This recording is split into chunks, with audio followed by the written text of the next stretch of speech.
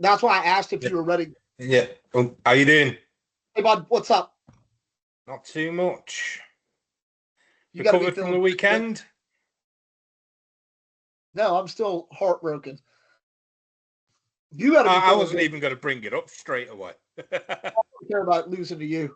I care about just what a shit show Yeah. that I had in the Yeah. national championships after coming off of a qualifier win, man. It's pretty bad.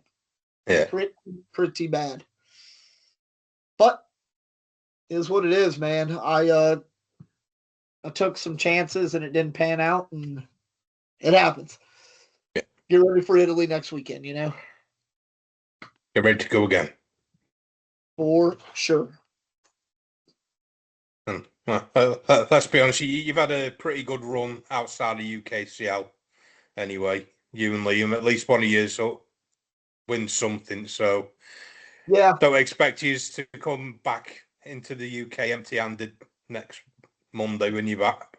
So Yeah, I hope not. It'll be tough, but I'm hoping that we can get in a good rhythm playing doubles, and then, of course, just being good rhythms, playing any singles or blinds or swaps as well. yeah. It'll be nice to try to bring home some hardware for sure. So, but yeah, you got to be feeling pretty good. You evened up the series 3-3. Yeah. 3-3. Yeah. So come Croatia though, if we're tied 4-4, we'll have to play a fifth match, another match to see. Yeah. Or do we just leave it after the UK because that'll be best of 7? Well, we'll have the UK, and then we'll have the first UKCL one before then, can't we? So if we're tied at 4 apiece, then at Euros. No, but we don't have another. Yeah, but it'll just be the UK Open in July for Barry. Yeah. Yeah, but have we not got a UKCL event before Croatia? No. We might. We haven't talked about it yet. We might. We'll discuss it in Bury after the UK one to see how we feel. See if we want to We'll see what put happens. a pin in it as a best of 7 series and come up with a new trophy for next season. Something. Yeah, we'll see how it plays out. Yeah. For sure. All right, man. You want to get into it? Yeah, this weekend. So we were going to go there until we found out it was the same date as UK Nationals, Bavaria Open. So the Bavarian Open, man, they were set to play in a castle or outside of a castle, and they started on Friday outside of the castle, really trying, but the weather did not hold up, so they ended up having to move indoors. So while I still would have loved to have went, I'm kind of glad I didn't make that decision to go now, because it would have just been disappointing to go skip nationals to go because you think you were playing in a castle, but to then just be playing in a sports hall again. In a sports hall, yeah. Yeah. Although, I mean, that's kind of what we do normally anyway, so it would have still been fun, I'm sure. But yeah, there were some good matches, some exciting matches. I watched, a couple here and there. So yeah. So Friday started out with the Crew Cup, and they limited it to one pro per team. Which, if anybody really knows, man, that's kind of that's all right. Some of these two teams can get stacked regardless. And, we talked about it as soon as we seen the team. We were like, yeah, that team, yeah. So we thought, yeah, Chris, Gavin, Gunny, and who? Ski. Oh yeah, and Ski. So Sam Ski. So we thought that team was that would have been the team to beat, but it didn't turn out that way. It turned out being Thomas Pernak's team. which Still a really good team. Yeah. With him and Zena and those guys. But they ended up winning over Andrea Deagle's team, 23-17. And by the time they were playing the final, it was dark outside, rain's coming down. Yeah. So, it's weird because, again, having not watched all of it, I mean, the weather may have affected Gavin, Chris and Gavin and them guys. It may have been an issue of, especially when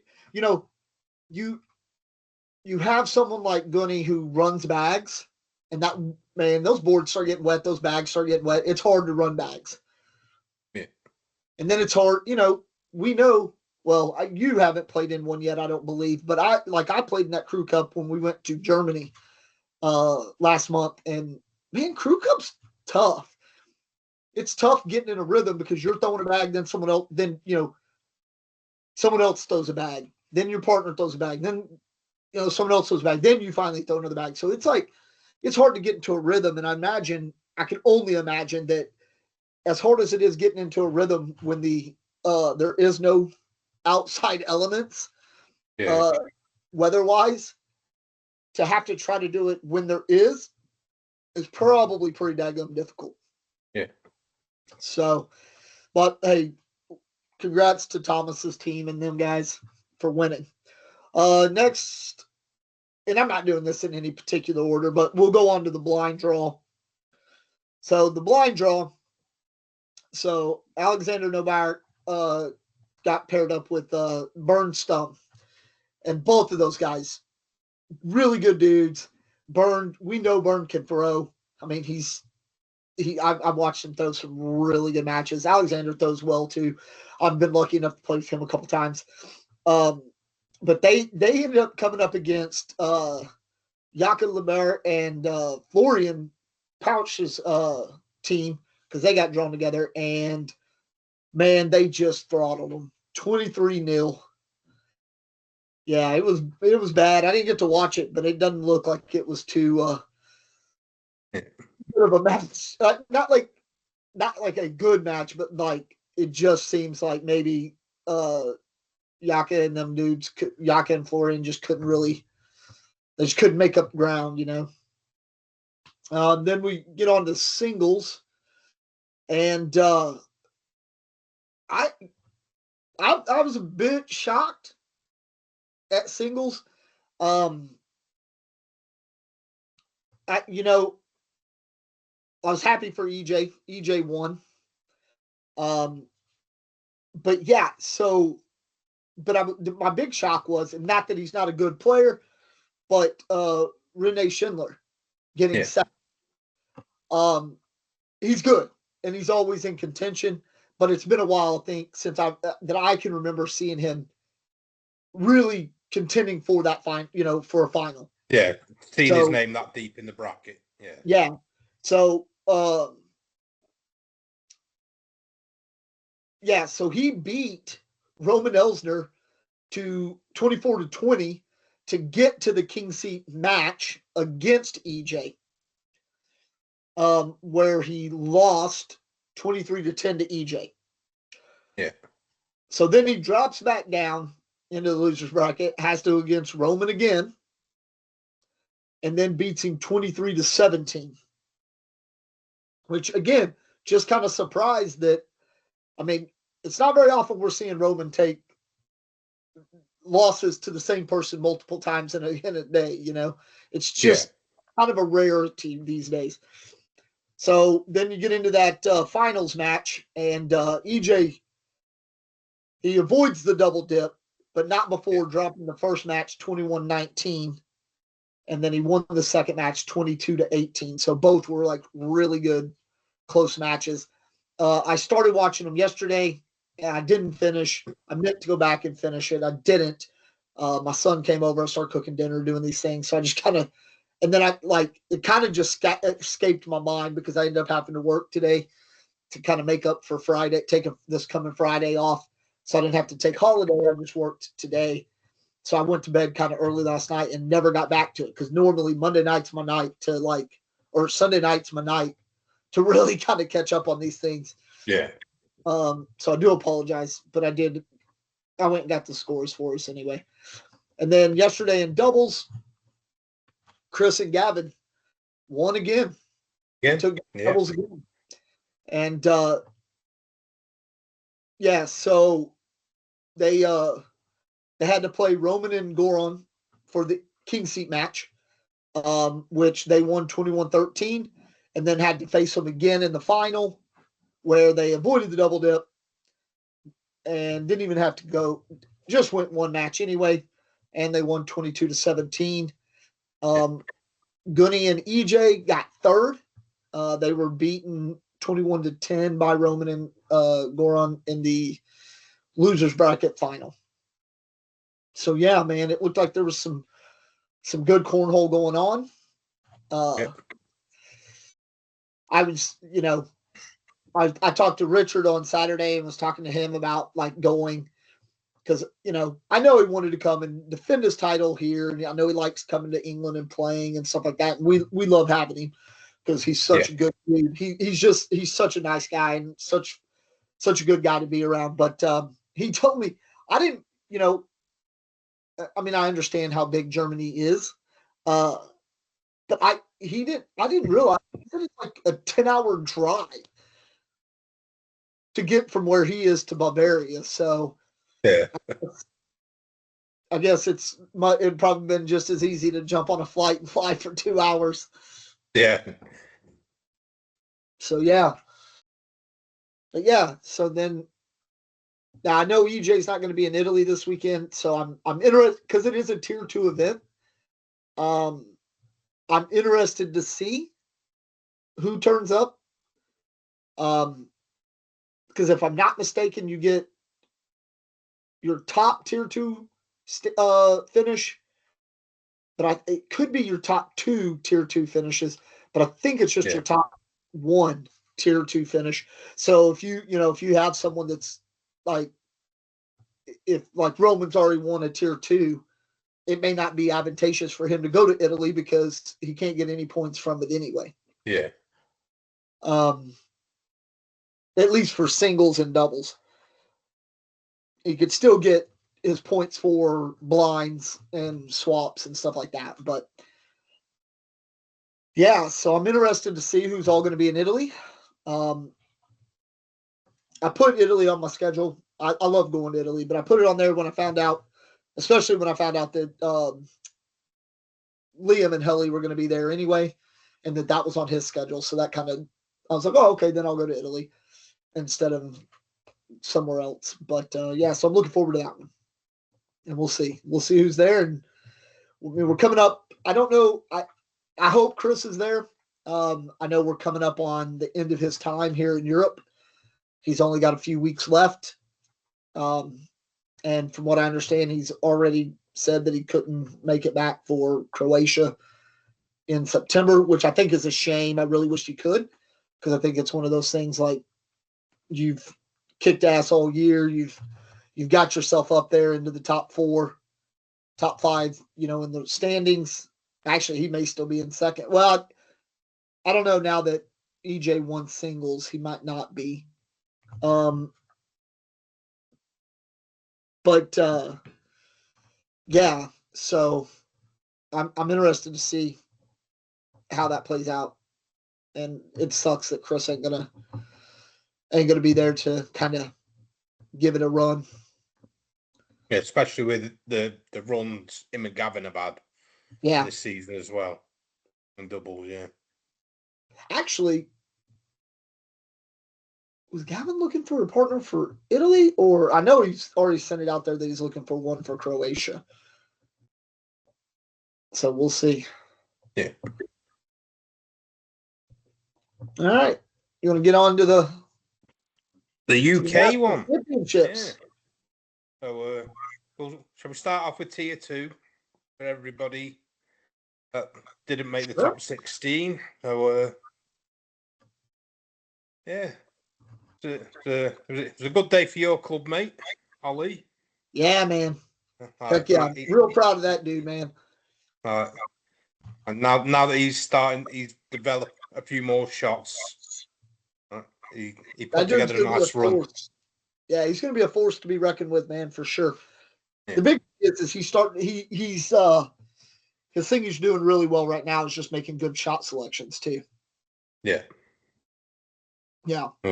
So he had a good run, got himself to the King's seat. He went undefeated through bracket, through rounders, and then all the way to the King's seat. Yeah, he was 9-0.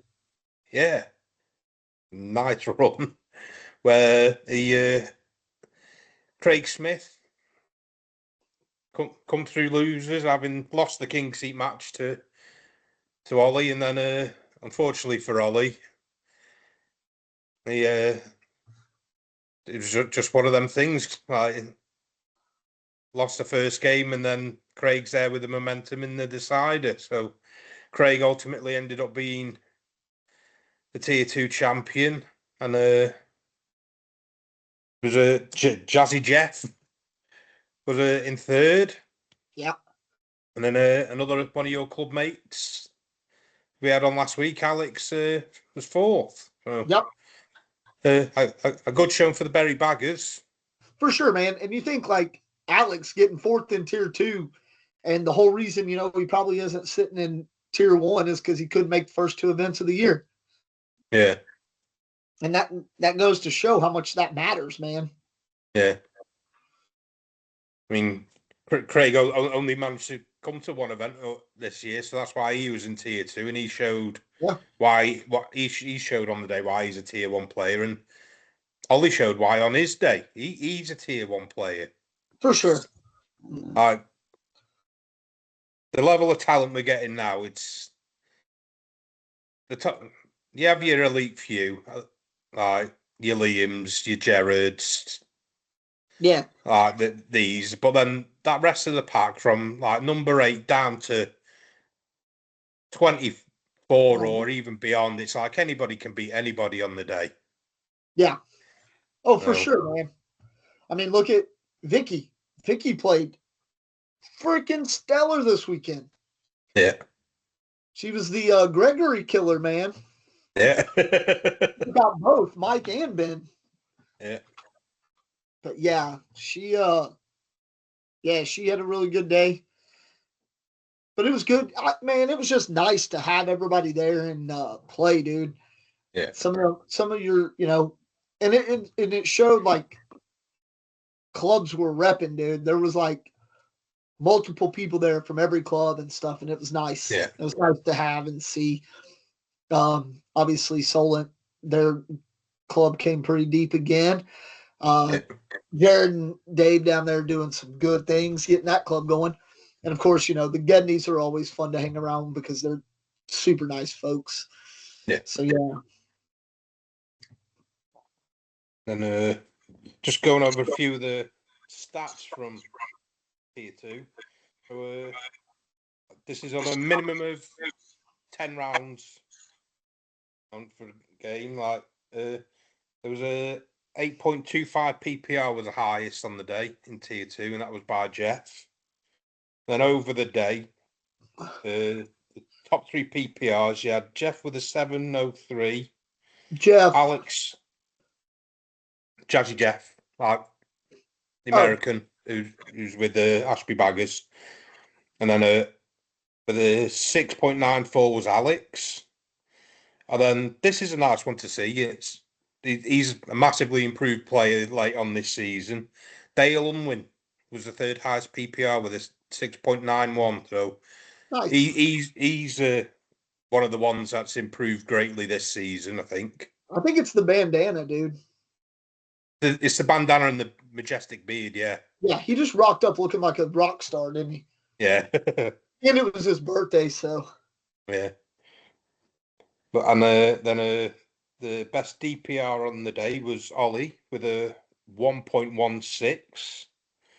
And then the 4-baggers on the day, highest 4-bagger percentage, again, Dale, with an 11% 4-bagger percentage. So that was higher than a lot of what tier 1 was throwing. In fact, only one person threw more 4-baggers than Dale, and that was Richard Blank in tier 1. Wow. On the day. So, like I said, a much improved player this season. I can tell you who didn't throw many four-baggers. This I guy. threw one. I threw one. I think I only threw one. I think I threw maybe 3 on the day. You threw at least 2 in the 1 or 2 in our game. I know that much. Wasn't enough Yeah. though. I did a gram and made dumb decisions. Yeah, you did. And then tier 1, Liam. Of course. I feel bad because I'm going back through this and I'm trying to think if I still have it. Matter of fact, let me look. I'm gonna look on my iPad, see if we still have the from day one that we started doing this.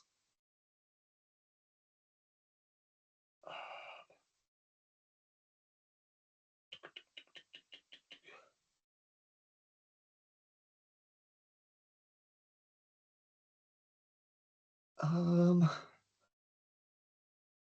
I must have gotten rid of it or didn't.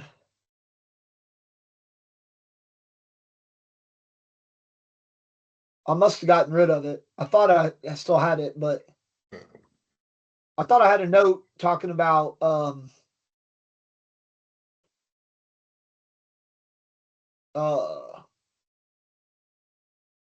who we had all picked to win and do all that stuff. I Yeah. don't remember what I'd done with it though. Yeah. So I'm unsure what I did with it. Yeah. But yeah, on the day, it was Liam. Played Jared in the final with Richard Blank finishing third. Them 3 all coming out of group stages undefeated. Yeah, I will say this. I definitely did. I know that I thought Richard was probably the favorite. I did not see him get third, but I knew it. I thought it would come down between him and Liam. Um, yeah, and then coming into the event though, having watched how well Richard had kind of been throwing over the last couple ACL Europe events, man, I thought it's going to be a tough day to beat him. Yeah. But yeah, Jared and Liam both doing it. Yeah, and there were a few surprises in these group games as well. I agree. But then it just goes to show it, like with rounders, it matters when it comes down to bracket. Yep. There were some few stats have got scribbled here. So your top 3 PPRs over the course of the day. Dan Lilly with a 7.7, and then joint second with a 0.76 was Liam and Nick. Hold on. Say that again. So the highest PPR over the day was Dan Lilly with 7.7, and then second, you had 2 people with a 7.6. So, and that was Liam and Nick. So not much separating the top 3 there in PPRs. Yeah, man. I think a little bit of that came down to the boards kind of were slow on the day. Yeah. They definitely slowed up throughout the day. Yeah, for sure. Yeah. And then again for games with a 10-round minimum, your highest PPR on the day for a game was John Steins with a 9.31 over 13 rounds. And then your next best was Jeff, which I think this was actually his first game of the day, which was an 8.92 over 13 rounds. And both of them were against Dan Lilly. Yeah. I believe. Yeah. And then your DPR on the day was 1.52, which was Liam. And then your high 4-bagger percentage on the day, as I mentioned earlier, was Richard, that with a 9%, who threw 13 4-baggers on the day. Yeah, I think there was less. again, I just think because of how slow the boards ended up coming, Yeah. that humidity was in there, man, and it was slowing up them boards big time. Yeah. That's why I look back and I say some mistakes I made. I shouldn't have. I shouldn't have switched bags. I wasn't filling my bags, man, and I kind of just I didn't throw in the towel, but I thought what it can't get any worse, man. So I Yeah. swapped up bags, and I shouldn't have. I probably should have just stuck with mine and just saw it through. So I ended up dropping that close one to uh, the Wizard. So then I had to go play Steins, and me and Steins usually go back and forth anyway. And I went ahead and tried a different set of bags for that game. Yeah. So, Yeah, I remember I think I was playing Jared at the time on the court next year and had looked over and seen that you were throwing different bags and I just thought, oh, no, what's he doing? yeah, Uh, I shouldn't have, uh, but I did. yeah, I stuck with my trusty same bags I've been throwing for the last couple of tournaments throughout. I didn't want to, because I finally got my hands on my new Slicky Baggers bags from you. Yeah. Got them off you at the weekend, but I didn't want to start throwing them on the day of nationals. So I thought I'll give me Vipers one last outing. So stuck with them. They did me well in my very first game, and then my other two group games, just I wasn't on it. I just could not push anything. Like easy pushes, like missing them terribly. Yeah. And then bracket, I had a bag in my hand to win. All I need to do is make an easy push and against Ali, and because my push was that off, I didn't even feel confident enough to go for the push, so I went for the airmail instead. Wow. Lose bracket, and then that was me done for the day. I But have a real bad problem with front boarding stuff. yeah, Like I literally when I played Nick the first round of group, I four bag, and then my very next bag just front boards. yeah, Who like I don't know, man. It got I just couldn't I hadn't front boarded that much in a long time. Well, indoors, outdoors different. Because you yeah. get wind and you get all these things. But yeah, man, it was it was hard, man. I was pretty disappointed in myself, to be honest. Yeah.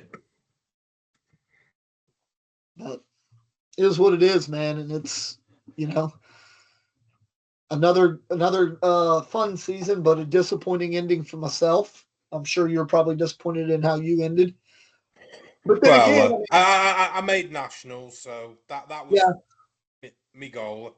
Season 3, I feel like I performed better than season 2, so it's a slight improvement, but not where I know I can play up to. I know sure. I still need to make changes, not do stupid shit, and because the two games that I won on the day, my very first game in group, no stupid shit, no risky shots, just sensible play. I threw probably one of the highest PPR games I've ever thrown. And it was against a good player in John Steins. And then I went back to doing stupid stuff against Liam and Charlie. And then again with bracket play against Jared and that. We started off good, thingy, and then a few missed pushes. And then again, it's the consistency. That's my Yeah, problem. me too, bud. Me too. I'm making some things, but then when we had our game, I just went back to no stupid shit, and it worked. Yep. But it was good to see like the standings somewhat followed how the season had been. So even though Jared didn't actually win any of the qualifiers, he did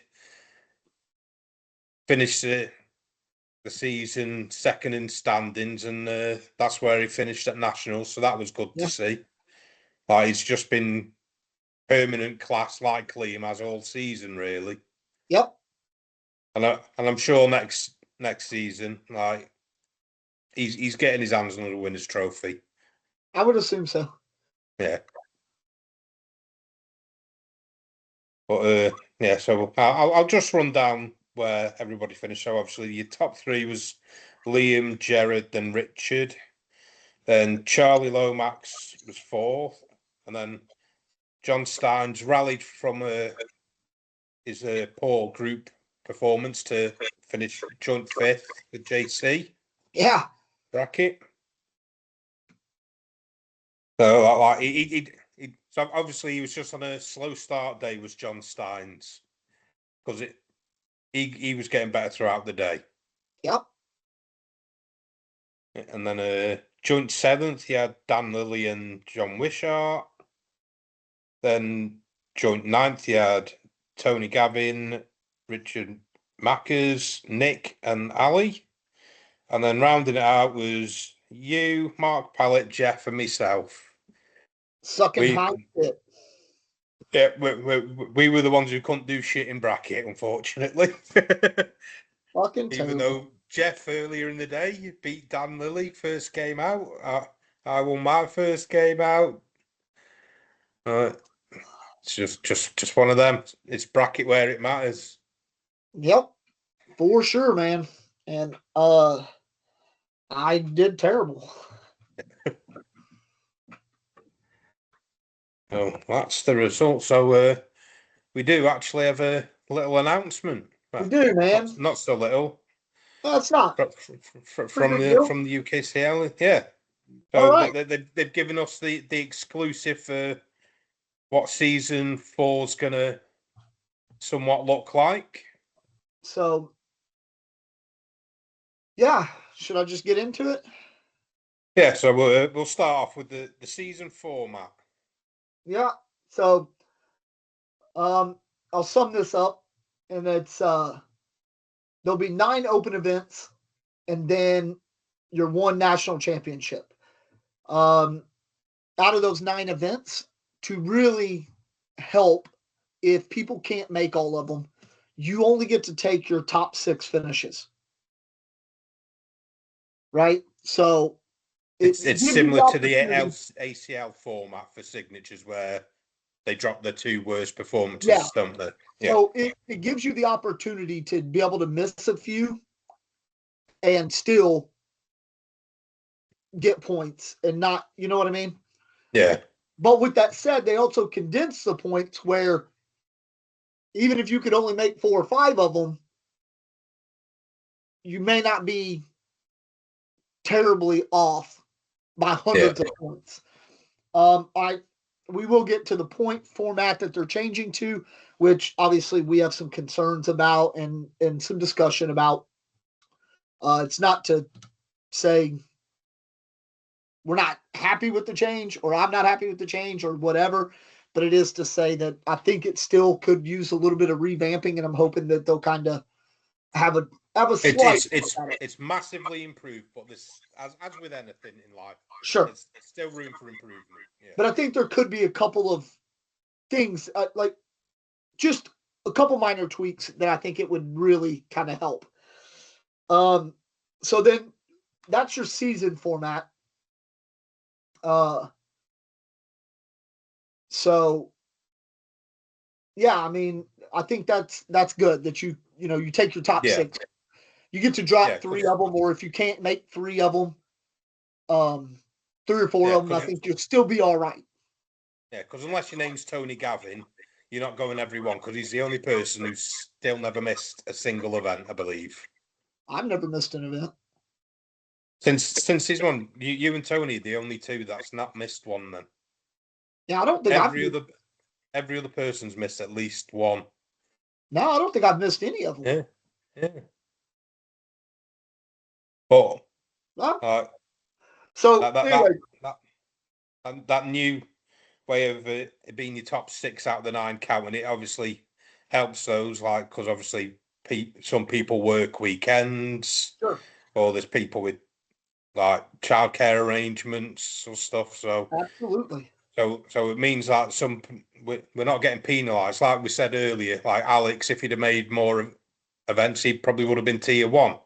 Whereas this now, everybody is more even, so we'll have a truer picture come nationals next season of who our top Yeah, I think so. 16 are, yeah.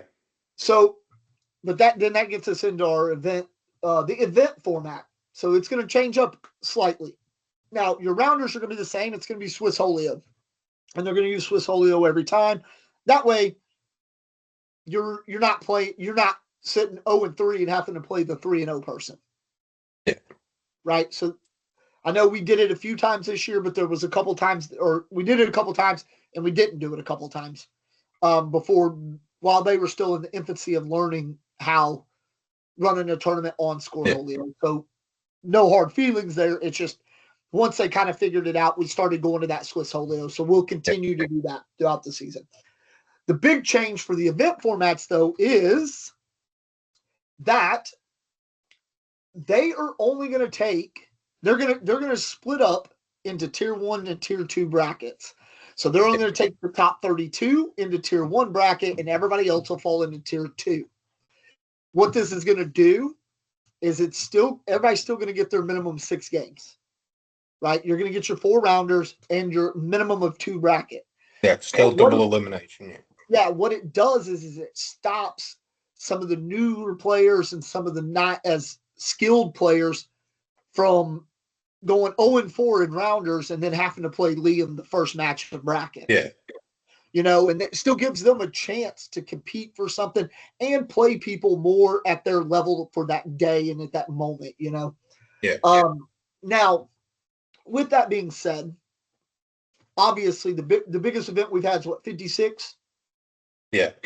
So that would leave 24 into that tier 2 bracket. Now, me and you have discussed this, and I would suggest going to top 24 going to tier 1, because then you can do your top 8 getting that first round bye and still having it set up as a 32-man bracket. And then it leaves more people down in the it equals it out more to have more people down in the 32 or in the tier 2 bracket, because we're averaging about 48 people. So if you split that in half, that's 24 and 24, and it would be I think that would be a good split.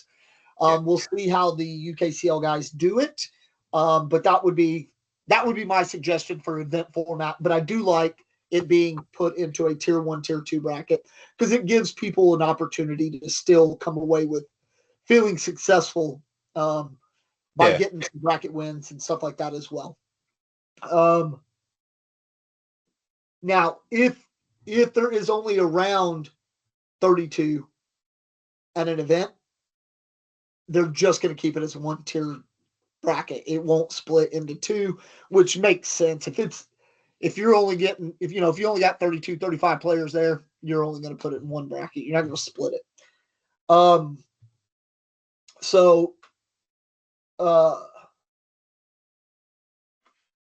other big thing that they said, it's obviously open to all players. And then they've actually put on here, and because I can't remember if it was in the rules for the UKCL before, or if we'd really talked about it much, but they are actually going to put on there that you get 2 timeouts per match. Yeah. Instead of taking multiple. I was playing JC this weekend, and he asked me, he's like, how many timeouts do I get? And I was like, dude, you get 100 for all I care. It doesn't take as many timeouts as you want, but so it'll be limited to 2, and I think that kind of matters. So don't be surprised if someone calls you out on it, and don't get your panties in a bunch and get all pissy about it. It is what it is, man. If I've got momentum and you keep trying to take timeouts on me, dude, I'm going to say something. Be like, bro, whatever. So that brings us into the ranking points, man. So ranking points are changing up. Finally. All right. Season 4 eliminates the disparity caused with different numbers of participants at different events across the year. Winning any event, irrespective of participants, will give the same number of points. Qualifying for the Tier 1 double elim will see participants rewarded with more points as follows. So in a Tier 1, first place would get 55 points. Second place would get 51. Third place, 49. Fourth place, 47. Fifth place, tie at 45. But the thing is fourth place is a tie as well. No. right? No, not in double a limb. No, the tie starts at 5.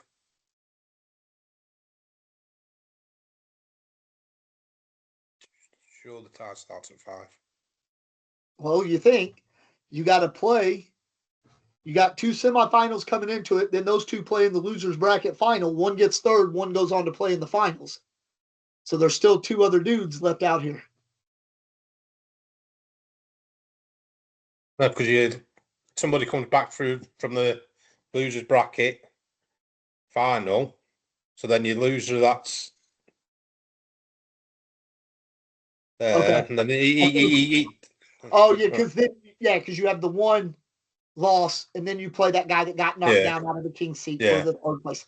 You're right. Yeah. My apologies. I was thinking it was the other way, but cool. So anyway, 4th place getting 47 points, 5th place tie getting 45, 7th place 43, 9th place 41, 13th place 39, 17th place 37, 25th place 35 points, 33rd place 33 points, and 49th through 64th would get 31 points. Now, obviously, if we're only taking the top 32 because we're not at those numbers yet, but this is laying the groundwork for future growth, and I like it. Yeah. The one thing I would change personally, I would see first place probably get like 65, 70 points with second place. Yeah. I think we need a slightly bigger difference. Obviously, nothing close to what the difference was this season. Sure, but like even if you go from like a 10-point difference, so, yeah. And then second place gets 60, and then third place gets like 55, and then fourth place gets 49 and down. Yeah. I just think I think those top 3 spots definitely need a little bit more because you got to put the emphasis on winning. Because essentially you can get someone that wins one, and granted, that's another thing that we will get into as well, and we might as well talk about it while we're talking about the points if we're gonna, or we will. Never mind. So then, points scale for tier 2. First place would get 30 points. Second place would get 26 points. Now, as far as I can tell, and I understand, we're going to try to get Ben on next week to clarify some things. I assume that even if there's only 32 in the tier 1, that would stop at 35 points, and it would still keep you 5 points above whoever wins tier 2. So I like that. I like that because there should be a bit of a gap for not making tier 1 to tier 2. But yeah, so first place would be 30, second place 26, third place 24, fourth place 22, fifth place 20, seventh place 18, ninth place 16, 13th place 14, 17th 12, 25th 10, 33rd 8, and 49 through 64 would get 6 points. So you're still getting points, but it's not. Now, there's always going to be disparity.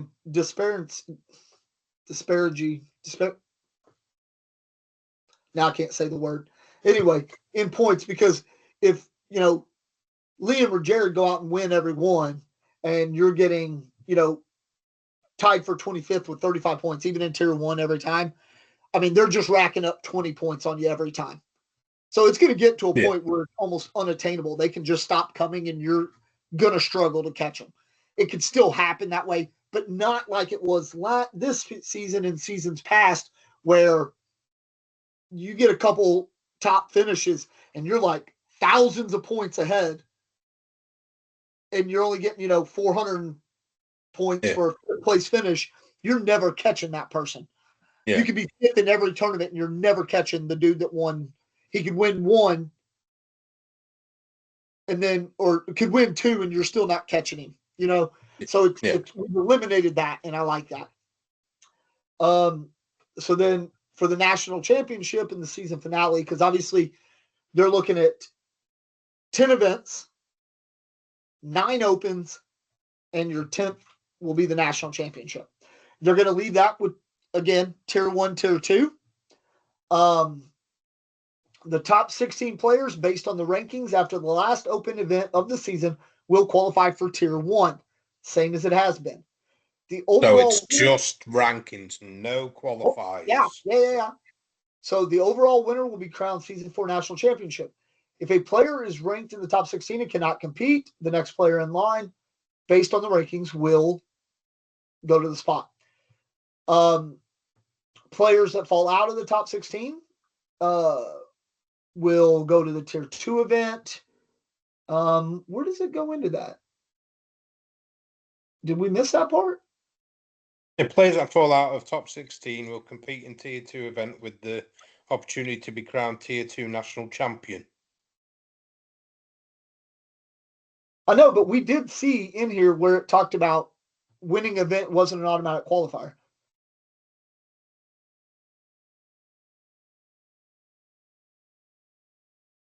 Yeah, just at the start of the rankings points. Is it? No, winning any event, irrespective of participants. No. Well, it was in there, wasn't it? Oh, yeah. Nope, there it is. It was in the season format. Sorry. We are removing the automatic qualification of winning an event and focusing on points build with a revitalized scoring system. So, yeah, you don't automatically get in for winning a qualifier or an open anymore, but obviously winning an open will still be winning an open. So we're not going to call them qualifiers anymore. They're just going to be opens, and I like that. I like the fact that you don't automatically get a bid if you win one. And it's nothing against a Richard Blank. It isn't, because I like the dude, and I hope he comes and plays more events. I really do. But he came over 1-1, and then he gets to bump up. You get bumped out. Fortunately, you got back in because Ben Shaw couldn't go. Yeah. But if Richard's not there, then I think, wasn't it Ollie that was tied with you? No, I think 90 was the next or 90. Down. Yeah, 90 would have been in. So it eliminates that, and I kind of like that. So yeah, that's about the national finals. So pro status, after the final event of the year, which will be the national championships, the top 10 players based on the rankings will be awarded pro status for the following season and the one after. So that's kind of how the ACO does it, I guess. I don't know how I feel about that. I think I don't know. I don't know how I feel about getting it for 2 seasons. Like, because what if you just shit the bed the next season, Like me in season 2. I was a pro, and I was god awful. But our pro status for those seasons was kind of arbitrary anyway, because it was based on just throwing a daggum deck around. But I'm just saying, like, for example, I earned pro this year, right? So now I'm going to start season 4 as a UKCL pro.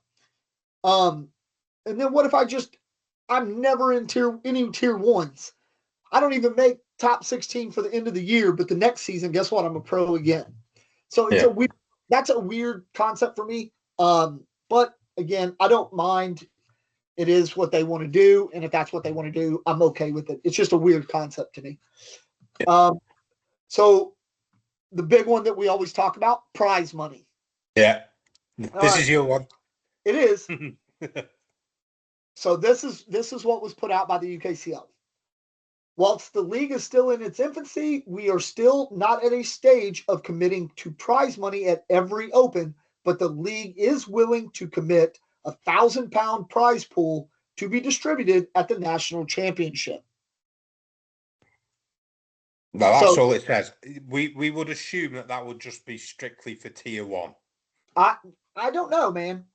Unless everybody in tier 1's getting paid out, and then there's a little something for your tier 2. Well, I don't think you pay everybody out, but I definitely think you pay the top 3, maybe 4 out before you get to the tie. But then I think I don't have a problem with saving a little bit of that and giving tier 2 a little bit of a prize money as well. But then what's to stop people from tanking if they're going to... Well, I'm not saying you're not going to get that much. But even in a sense of, if you're only going to put the top 16 in the, in the national championship, right? Then giving tier 2 an opportunity to win a little bit after they've had to go beat maybe 40 people, You know what I mean? We've got to get through. Now, granted, the 16 we've got to get through, or the 15 others that we got to get through, might be a little stiffer of competition, but you still had to go through like 30 something players in tier 2. Yeah. You know, so I'm not opposed to it. It'll be interesting to see how they break it down and how they pay. Because I'm still trying to figure out how the ACL paid theirs out. Sometimes I get a little confused at how the ACL pays theirs out. I don't know. So it'll be interesting to kind of see how that works out. With that being said, there is some changes to membership and fees, which is gonna ruffle some feathers. We know it. Some people are not going to be happy about this. They're just not. You even voiced your concern about it. Season 4 will have no membership fee. It will no longer be an upfront fee to be a member to be able to participate.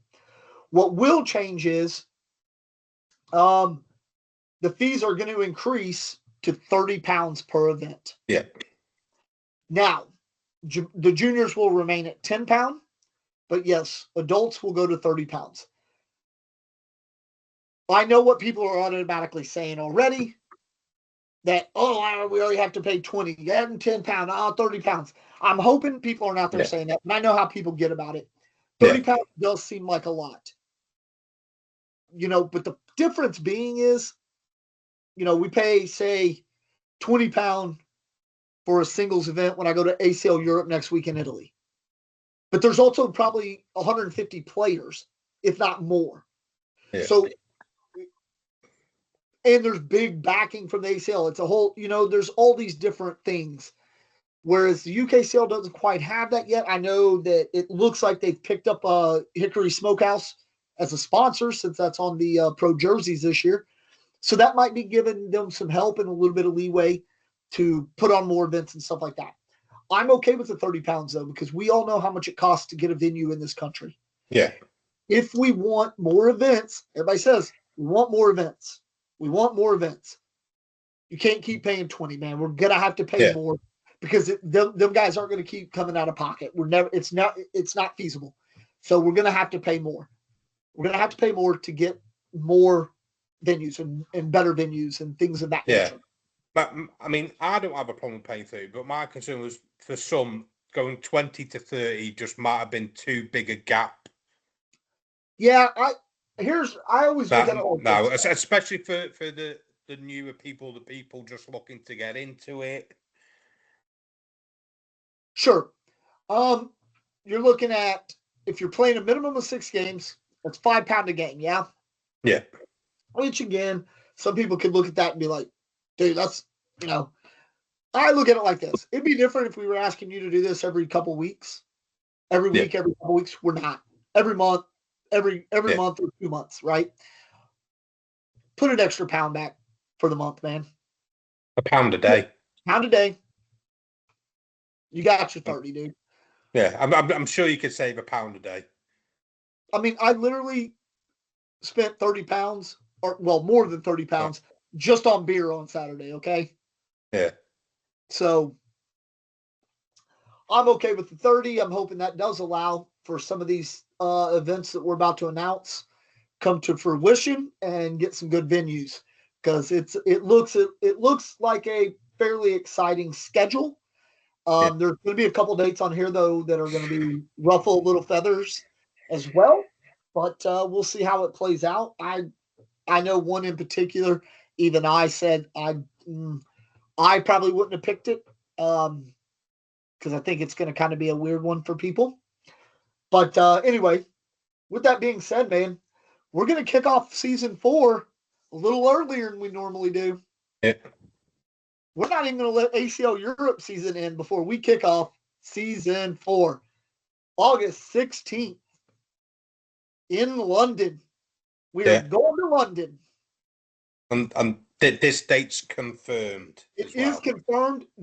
Some of these dates are as yet unconfirmed, so they could change, but some of them are confirmed.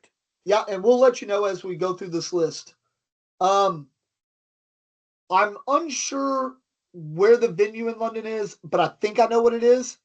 I don't want to say, in case I'm wrong, we'll get when we get Ben on, or if one of the guys from the UKCL want to comment in the podcast to let everybody know. But I'm interested to see how that event plays out, because we'll be looking for venues and things of that nature and stuff for ACL Europe next year here in the UK. And, we'd love to get it somewhere that is going to continue to draw people in. After 2 years in Barrie, man, most people are like, yep, we've seen everything in Barrie.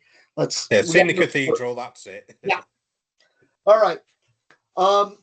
But then we skip September, obviously, because we have Trier, the World Cup, all those things. Awesome. And we've got a good contingent of people going out there for Croatia as well. We do. The UK's going out in force this year. Yeah, I would have preferred to not be August 16th in London and been more close to September in London, so that we get like some actual real game reps going into it. Although I know I would love to try to get everybody that is going to Croatia, if we just get together somewhere and throw some bags. But that's for a later date to talk about. So the next one is October the 11th.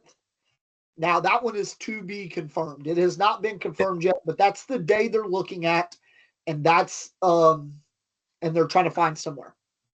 That's an odd one. That's kind of an odd one, because it's kind of just in the middle of the month. I don't know. We'll see. The next one after that is November the 15th, and that one is in Ashby, and it is confirmed. So November the 15th, definitely in Ashby, we're playing. And then we come back in 2026, and right off the bat, man, January 3rd. Pitter patter, let's get at her. We're going back to Ashby. Confirmed. Ashby, January 3rd. Then February 7th is still to be confirmed. Historically, we've hosted in February, so I don't know if that's something we're looking at. I have not been approached with it. Simon possibly has, since he's our director. But then again, they may be looking somewhere else in February and letting us host later. Who knows? And then the last one that is definitely confirmed is March the 7th in Portsmouth. Yeah. I know a lot of people like, oh man, because that's a lot of travel. It's not, but it is. So I'm excited because I've never been, and obviously, if it doesn't coincide with an ACL event that I really need to go to, I'll definitely be there. Obviously, the ACL event hasn't, or schedule won't come out for a while. And it's too hard to try to not have events. And I think that's another reason they went with 6 over the 9 as well, because you got someone like myself, you, Liam, that like to travel and go to these ACL events. I think it helps us as well. And I think it's safe to say Liam probably be looking at making a run at trying to get that ACL Europe Pro status at some 100%. point. I already know he is. I've already talked to him about it for sure. So then we move on. April the 18th, May 3rd, June 6th, and then those are all to be confirmed, but then still to be confirmed. And I don't know if that's because of the venue or the day, but the national finals will be July the 4th. Yeah. Now, that becomes a problem for my club. It's not a problem for the other clubs, but it is a problem for my club because all my Air Force guys, that's a 4-day weekend. Even for Micah, who's a contractor, it's a 4-day weekend, man. And typically it's a 4-day weekend. And people like to travel when they get 4 days off.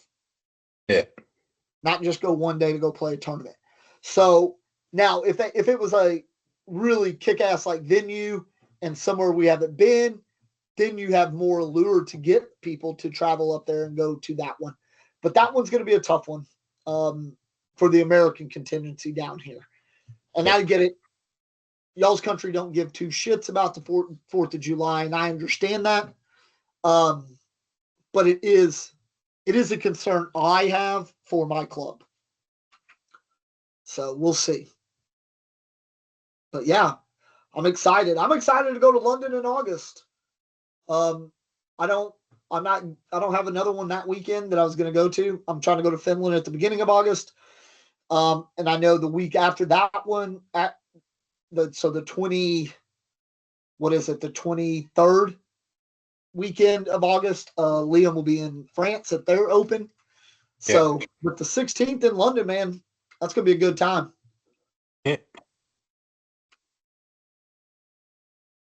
So yeah. But there you have it. A lot of changes. A lot of changes. And for the better, it seems. I think yeah, I don't see any real change on here that's going to make it worse. There's no change that makes it worse, no. I think all the changes are going to make it better in the long and have more of a kind of equal playing fields and really improve people's games. Like I said, there's a couple little things that I personally would tweak, but then again, I'm not on the board for the UKCL, so they did not ask me. Yeah. But for me, it's the points I would probably tweak. Like have a more reward for your top finishers. So like more of a difference between your first and second and third, and that, because I mean, you're only talking between they have a 32 in the bracket, you're talking the 20 points difference between the guy who wins it and somebody who doesn't win a single game, goes 0-2 in bracket. So I think there needs to be a slightly bigger gap there. Yeah, but then you start thinking, is that going to equal out when you get to drop your worst events anyway? Yeah. I mean, I know you want to keep people in it, so you don't want too big a gap, but I just think there just needs to be a tiny bit of a bigger gap. Yeah. But and then it's a massive improvement on the system. Yeah, for sure. So 100%. well done. I am in no way knocking it. I think these are brilliant changes. Yeah, for sure. Well done. It's just like like I said earlier, with anything in life, there's always little tweaks that can be happened to make things better. Like I'm sure, like come season 5, things will be a step improved again. What I really like is they've taken people's concerns throughout this season. They've taken them on board and they've made changes to try to mitigate those concerns. And I like that. That shows growth. That shows growth in our league. That shows growth in the game here in the UK, and I like that. So yeah, if you guys out there in listener land, y'all got questions, shoot us a message. Please don't just comment on the thread. Like put it in a message so that I can gather all of them and have one place to really go look and kind of gather them. So that when Ben comes on, we can then voice those concerns and questions that you guys might have, so we can get them answered by Ben or Nick or Allie. I would imagine it won't be Allie. Probably Ben again coming on the show next week, hopefully, so that we can talk about it and kind of because I kind of want some thought process behind it. What their thought process was in changing some of this stuff. In general, was it, and it's awesome, man, because Ben's been really open with us about that stuff, Yeah. I talked to Ali. Great. He was so shocked, man, because he didn't know that Ben was going to come on and be like, here's all our finances. Yeah. And he was like, holy shit, and I'm like, but Ali, we all liked that because then we knew where we stood. And then he's telling us that Nick's gone over his budget by getting more masking tape or something. Yeah. So, yeah, man, it was good stuff. Yeah. So there you have it, dude. The changes coming to season 4 can only make it better, I think. Yeah. But like I said, guys, with these dates, it says it doesn't say, but we'd like to assume and hope that we get at least one doubles event. Yeah, I'm hoping, man, you take one of these weekends, especially like a Portsmouth, if we could, and have almost a 2-day event. That way it's worth everybody traveling all the way to Portsmouth. You have a 2-day event, so it makes it, worth people's time. Yeah. I would love to have some doubles events or a blind, even if it isn't just straight up doubles, having a blind draw or a swap. Yeah. Would be fun. Yeah. Definitely. So we'll see. The only other thing I want to ask him about when he comes on, and I'm hoping we do, I hope we get some uniformity in our boards. Yeah. Well, I know they're getting new boards for next season, so there should be. I hope so. And then I don't know what they're doing. Like, yeah, I hope so. I hope so. I just want uniformity, man. I want to look across and know that we're a legit league with uniformity boards that are gonna decently play the same. Not one board is like super slow and the other board is super fast. Yeah. So. And it's that from a visual point of view, you know where your landing zone is on the board. Whereas I can go from the board that's got the puck sponsor on, it's like I know I'm aiming at this point on the U. And then my next game, I'm on the board with no sponsor on, or the everybody active board. So then it's like trying to work out where in relation to that logo is there. Whereas I want to be able to go, right, they all say hickories on it, like my landing spot when I'm throwing inside arm is the dot of the I. Yeah. So I know that across the board, I'm aiming dot of the I, dot of the I, dot of the I, no matter what board I'm playing on. Fair. Yeah, I agree. Then even when the boards have been different, I think everybody's in the same boat. So it's not like one player's had an advantage, but it's just nice. But again, it's another one of those things that shows growth in the league, doesn't it? Yeah. But all right, man. You got anything else? Prop toss results. So we picked a few categories. So out of picked a few players for each category. So for tier 1, the highest PPR, the highest DPR, the best four-bagger percentage, and then the highest finisher. And then we did the same 4 categories for tier 2. Then we did the highest placed junior and the bragging rights, who would win that. So for your highest PPR, we've already mentioned it, was Dan Lilly. Out of the options of Dan, Charlie, Alistair, and Nick. Then you had highest DPR, and your options were JC, Mackers, John Steins, and Jeff Fawn, and that was JC. And then your highest four-bagger percentage was out of myself, Tony Gavin, Mark Pallett, and The Wiz, John Wishart. And that was John Wishart who got that. Then your highest finishers, I picked your top 4 seeds for that. So Richard, yourself, Liam, and Jared. And then, as we know, Liam won that. Then your highest PPR for tier 2 was between Babs, David Farmer from Solent, Dale Unwin, and Lewis Wildman. That was Dale who won that. Then highest DPR was Vicky, Andy Clayfield, Micah, or Marv. And that was Andy Clayfield out of them who won that. Then your four-bagger percentage. At the time, he was registered, but he didn't actually play on the day, unfortunately. But he was out of Tom Allen, then Alex Bowers, Adam Knight, and Craig Smith. And Alex Bowers had the highest one there. And then your highest finisher out of Ian, Ollie, Danny Goodyear, and Dave Morey. And that, as we know, finishing second on the day, it was Ollie. And then your highest placed junior out of Charlotte, Cooper, Kieran, and Austin. And that was Austin who won that. And then the last one was bragging rights. And those who watched the live will know, against the odds, sorry, against what the majority thought. Down. I let everybody down, man. I think the pressure got to me. Well, you didn't let everybody down. You just let 18 out of the 28 people down. Yeah, my bad, guys. But the winner with the 7 correct picks will be hopefully next week's guest, Ben Gregory. Nice.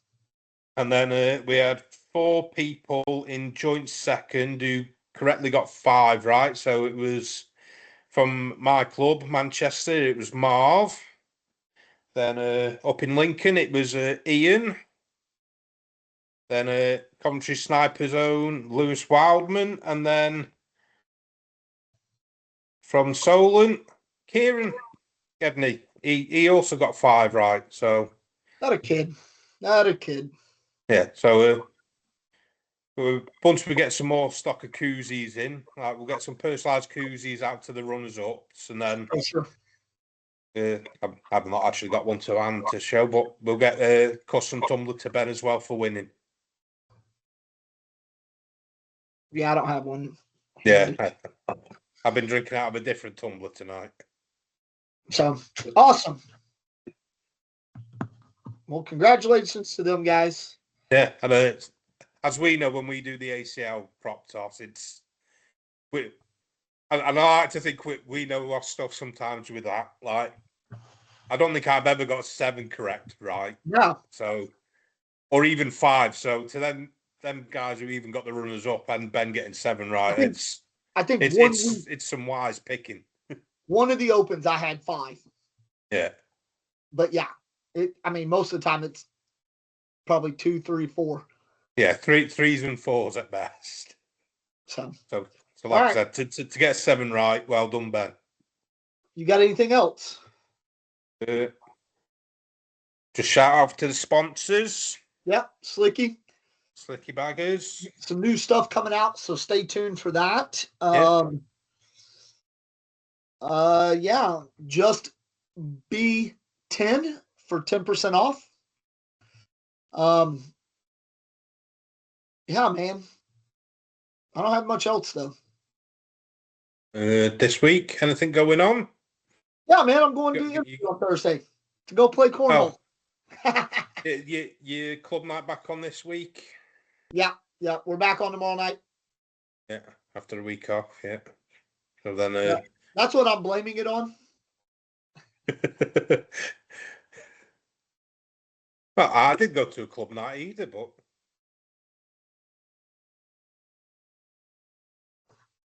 honestly, Graham, I'll just start feeling sorry for you, bud. Believe that for a second. You've never felt sorry for me. Nope, sure haven't. All right, man. But yeah, so obviously, when this goes out Tuesday morning, so that night, so Tuesday, yourselves, Ashby Baggers, Wednesday, Coventry Snipers and Narsdale, Thursdays, Newcastle, nothing Manchester on Friday. I think it's looking like a week Sunday, the next Manchester one. Right. Randomly.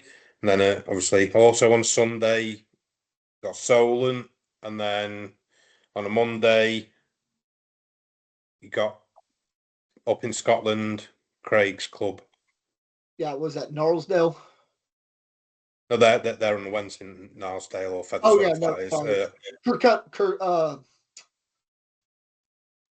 Kirkcaldy? Something like that. Yeah. I don't know. It's Scottish. I can't pronounce it. Yeah, but that's why I leave that bit up to you.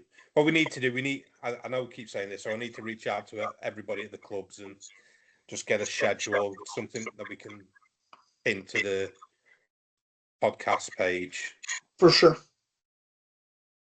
All right, man. Well, yeah, that's it. Outside of that, I ain't got much, dude. Yeah, so it's your question. Yeah, questions in so we can get them ready for Ben for next week. And don't forget to like, share, subscribe. Yeah. And good luck to you and Liam out in Venice. Thank you, sir.